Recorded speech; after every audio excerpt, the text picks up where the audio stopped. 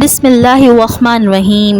ایمان کی خاطر اپنی جان قربان کرنے والی ایک دلیر خاتون جس نے حضرت موسیٰ علیہ السلام کی پرورش کی اور بچپن میں انہیں فرعون کے ظلم اور جبر سے بچایا، لیکن جب اس خاتون نے اللہ پر ایمان لایا تو فرعون نے ان کے ساتھ کیا سلوک کیا اور ایسا کیا ہوا کہ اس خاتون کو دنیا کی عظیم ترین عورت کا لقب دیا گیا۔ فرعون مصر کا ایک ظالم اور جابر بادشاہ تھا۔ اس نے مصر میں آباد بنی اسرائیل کو غلام بنا رکھا تھا اور ان پر ظلم کے پہاڑ توڑتا تھا۔ فرعون نہایت مغرور بادشاہ تھا اور خود کو لوگوں کا خدا اور رازق کہلواتا تھا، لیکن کسی میں اتنی جرأت نہ تھی کہ فرعون کی مخالفت کر سکے۔ لہٰذا اللہ نے فرعون کے خاتمے کا ارادہ کیا تو بنی اسرائیل میں حضرت موسیٰ علیہ السلام کی پیدائش ہوئی۔ جب حضرت موسیٰ علیہ السلام کی پیدائش ہوئی، ان دنوں فرعون نے اپنے سپاہیوں کو یہ حکم دے رکھا تھا کہ بنی اسرائیل میں جو لڑکا پیدا ہوا اسے قتل کر دیا جائے گا۔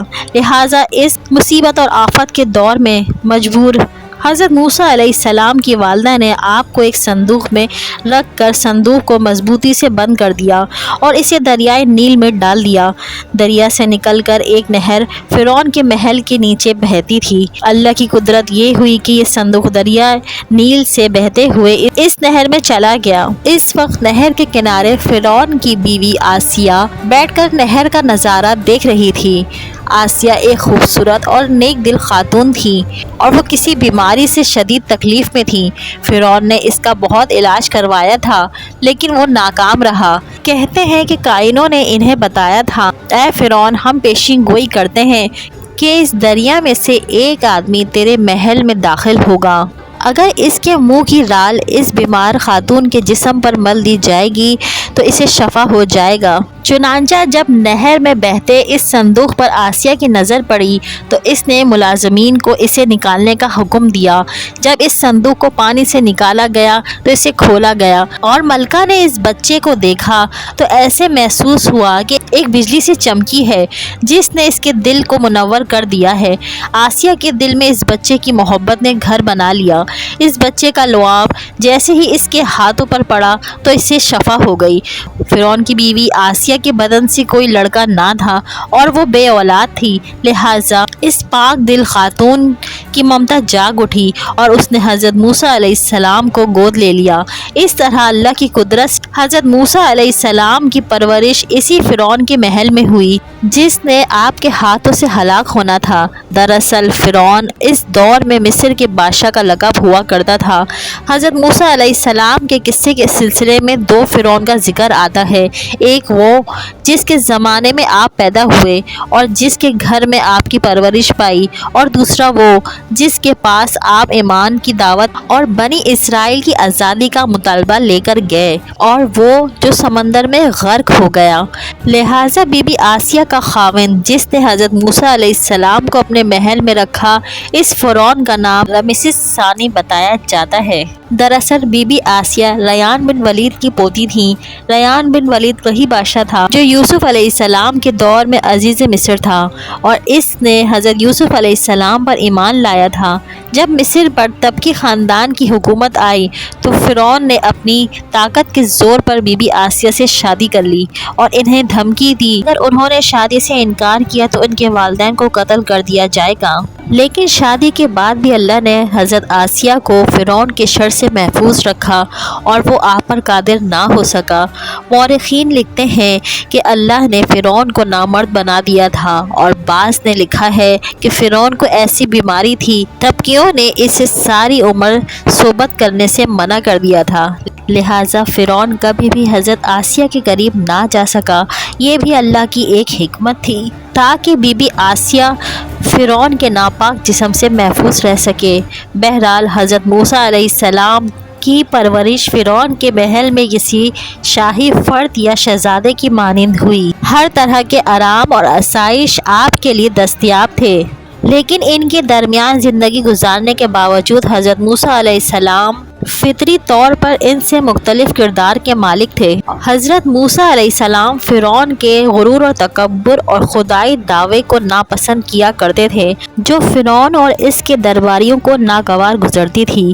بہت جلد وہ وقت بھی آ گیا جب اللہ تعالیٰ نے حضرت موسیٰ علیہ السلام کو نبوت عطا کی اور آپ فرعون کے دربار میں اسلام کی دعوت لے کر تشریف لائے کہ فرعون کے مطالبے پر جادوگروں اور موسیٰ علیہ السلام کے درمیان سحر کا مقابلہ ہوا، جس میں حضرت موسیٰ علیہ السلام کی عصا حقیقت میں سانپ میں تبدیل ہو گئی اور جادوگروں پر حق واضح ہو گیا کہ یہ اللہ کے سچے رسول ہیں جنہیں ہماری ہدایت کے لیے بھیجا گیا ہے، جبکہ فرعون اپنی انا اور غرور میں قائم رہا اور حضرت موسیٰ علیہ السلام کے دعوت کو انکار کر دیا۔ اسی دربار میں بی بی آسیہ بھی موجود تھیں، لہٰذا آپ نے جب یہ سنسنی خیز منظر دیکھا تو آپ کے دل میں فوراً حق کا نور چمک اٹھا اور آپ حضرت موسیٰ علیہ السلام پر ایمان لے آئیں۔ بی بی آسیہ فرعون مصر کی بیوی اور ملکہ تھیں۔ آپ کے پاس مال اور دولت کی کثرت تھی، لیکن اس کے باوجود آپ غرور اور تکبر کا شکار نہیں تھیں، بلکہ آپ کا دل غریبوں کی محبت سے سرشار اور ان پر شفقت اور مہربانی کے جذبے سے معمور تھا۔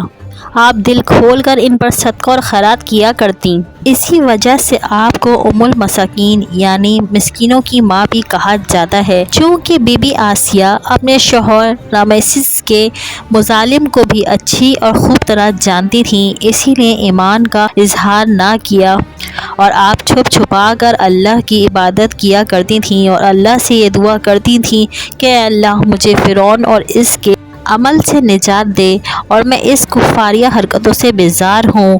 حضرت آسیہ خفیہ طور پر حضرت موسیٰ علیہ السلام کے خدا کی عبادت کرتیں اور دعا اور استغفار میں مشغول رہتیں، یہاں تک کہ فرعون کو ایک دن آپ کے ایمان لانے کی خبر ہو گئی۔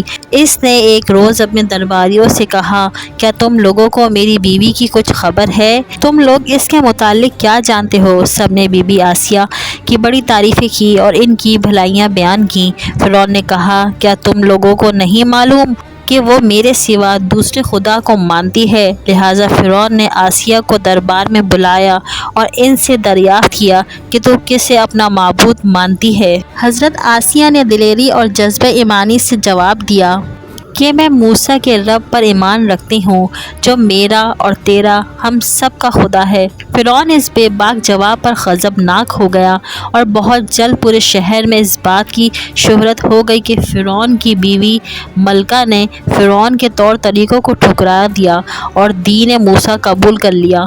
پہلے تو فرعون نے بی بی آسیہ کو سمجھا بجھا کر، ترغیب دلا کر، دبا دھمکا کر موسیٰ علیہ السلام کے دین کو چھوڑنے کا کہا، لیکن جب اس نے حضرت آسیہ کے چٹان جیسے مضبوط ایمان اور جذبے کو دیکھا تو اس نے ظلم اور بربریت سے کام لینے کی ٹھان لی۔ فرعون نے اپنے اہل کارواں کو حکم دیا، آسیہ کو تپتے ہوئے ریگستان کی دھوپ میں لٹکا دیا جائے، لہٰذا آپ کو شدید گرمی میں ریت کے تپتے میدان میں چھوڑ دیا گیا۔ فرعون اس جگہ دورہ کرتا رہا اور کہتا رہا، اب تو باز آ جا، اگر تو نے میری بات مان لی تو محل کی شاہی زندگی اور آرام و آسائش تیری منتظر ہے۔ مگر حضرت آسیہ پر اس کا کوئی اثر نہ ہوا، کیونکہ ان کو جنت کے اس لا فانی محلات پر ایمان تھا جو اللہ نے انہیں عطا کرنے کا وعدہ کیا تھا۔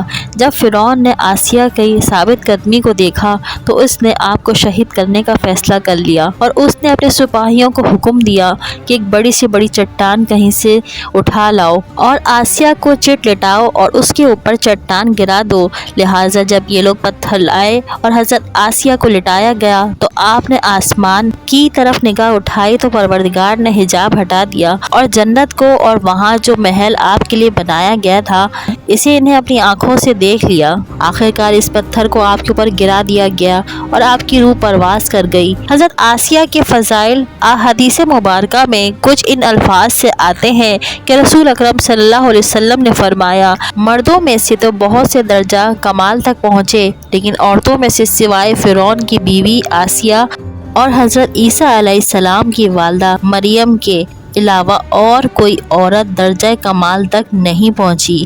اسی طرح ایک اور روایت میں آتا ہے کہ آپ صلی اللہ علیہ وسلم نے فرمایا، جنتی عورتوں میں سب سے افضل خدیجہ، فاطمہ، آسیہ اور مریم ہیں۔ ایک اور روایت میں آتا ہے کہ بی بی آسیہ کا نکاح جنت میں حضرت محمد صلی اللہ علیہ وسلم سے ہوگا۔ لہٰذا روایت یہ ہے کہ رسول اکرم صلی اللہ علیہ وسلم نے فرمایا، جنت میں میرا نکاح مریم سے، موسیٰ کی بہن کلثم سے اور فرعون کی بیوی آسیہ سے ہوگا۔ حضرت آسیہ ایسی حکومت کے ساتھ، ایسے دربار کے اندر، اس قدر مال اور دولت، اطاعت گزار غلام اور کنیزوں کے ساتھ میں ایک بہترین زندگی تھی، لیکن انہوں نے حق کو قبول کیا اور حضرت موسیٰ علیہ السلام کے دین پر ایمان لے آئیں، حالانکہ انہیں معلوم تھا کہ ایمان لانے کی وجہ سے ان کی تمام خوشیاں، یہاں تک کہ جان بھی جا سکتی ہے، اور اپنے گزشتہ اعمال پر توبہ کر لی۔ بلا شبہ توبہ کرنا اور ایمان پر مضبوطی سے قائم رہنا کوئی آسان عمل نہیں، لیکن جو شخص بھی اس دنیا کی مشکلات سے گزر کر اللہ کی اطاعت کرے گا اور انسانوں کی بجائے اللہ سے ڈرے گا، تو آخرت میں اس کے لیے بہترین لافانی زندگی ہے۔ اگر آپ ہمارے چینل پر نئے آئے ہیں تو ہمارے چینل پر اسلامی معلومات اور واقعات دیکھنے کے لیے ہمارے چینل کو سبسکرائب کریں، لائک کریں، شیئر کریں، کمنٹس کریں۔